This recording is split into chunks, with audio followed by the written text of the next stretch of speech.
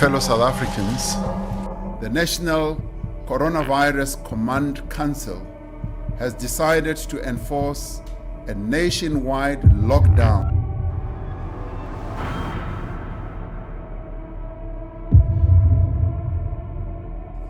Next week, we are dedicating the whole week instead of going fully fledged into starting an academic program online. Commerce is committed to making the online remote teaching work.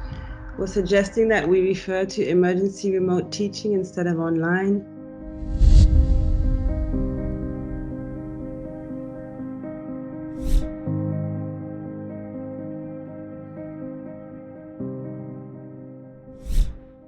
I think the challenge now is for universities to build on what we've learned through the COVID experience and through the rapid digital pivot, and actually take what we can from that in terms of how do we plan for a really resilient, robust future education portfolio. It's no longer really a debate about whether or not to include digital technology.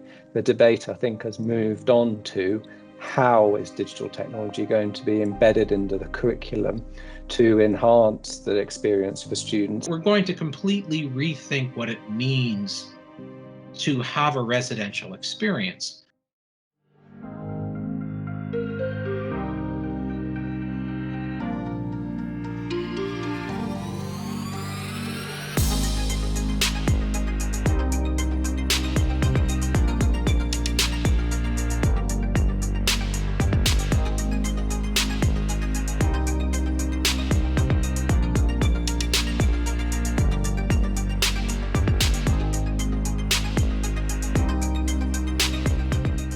We're seeing a global pattern of increased investment in digital education in all the universities that I've been speaking to recently.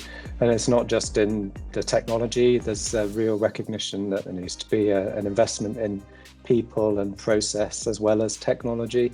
So in the future, I imagine a smooth continuum of experiences in which we've deconstructed the residential experience. We've figured out ways in which the magic of those experiences, whether it's in the classroom or it's in informal learning spaces, how that works in a way that we can simulate or reproduce with digital affordances, giving students much more option and flexibility to be on campus when they can and off campus when they need to be.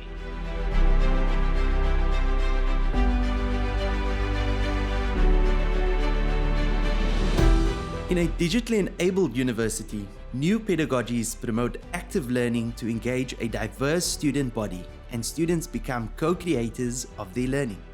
The flipped classroom model allows for students to engage with contents in advance, leaving classroom time for discussions, problem solving, and face-to-face engagement with educators. Learning moves beyond a formal classroom setting, with digital tools empowering students to study independently through inquiry-based learning and research at all levels of study. Students become more comfortable in the globally networked environment, using social media, blogs, and online discussion spaces to open communication and reflection. These new pedagogies will support students in their future professional context. Teaching and learning is not a process that is confined to the physical and temporal context of the lesson that is taking place in the classroom. Actually teaching and learning happens in various spaces and at various points in time.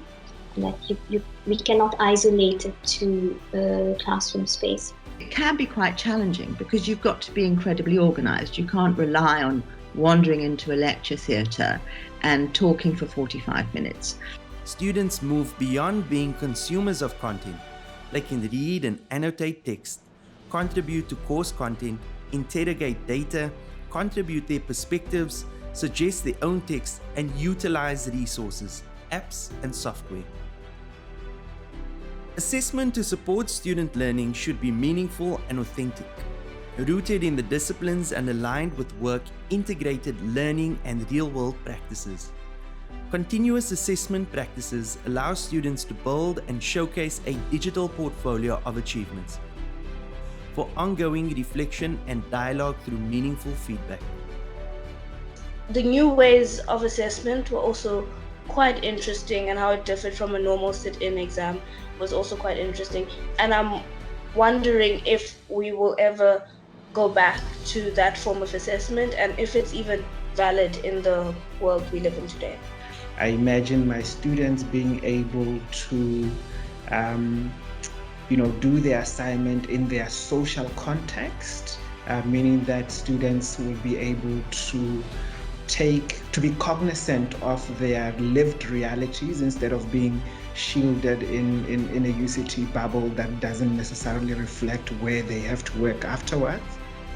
Data analytics can identify students at risk, enabling early interventions for advising and supporting students.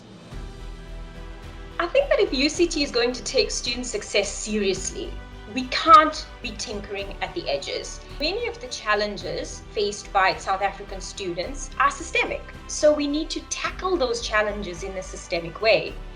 I think that a mature and coherent data analytics strategy will help us not only identify these challenges wherever they might exist, be it in the curriculum or in an individual's history, and more importantly, it allows us to really intervene timelessly and appropriately. Teaching spaces will be transformed into interactive and engaging learning spaces with reconfigurable furniture, allowing for students to collaborate and engage with each other more easily. Tutorial spaces can be used for collaborative group work and the co-creation of digital artifacts. The environment that we are inculcating is student-centered, it's interactive and dynamic. We're looking at enabling group work, individual work towards finding solutions to real-life problems. Digital tools support accessibility and the particular needs of students with disabilities. Universal design for learning principles for content, teaching activities and assessment give all students an equal opportunity to succeed.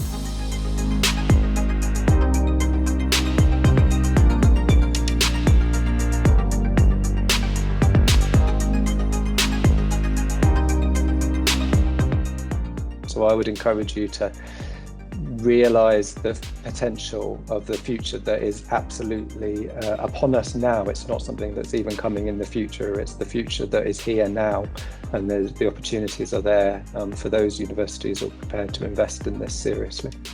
Stop focusing on the course experience and the college experience, and start focusing on the learner journey. Who is the student? Where are they going? What do they need? What do they dream about? And what can you do to support them to get there? I imagine UCT to be an adaptive and responsive institution that can meet students where they are at.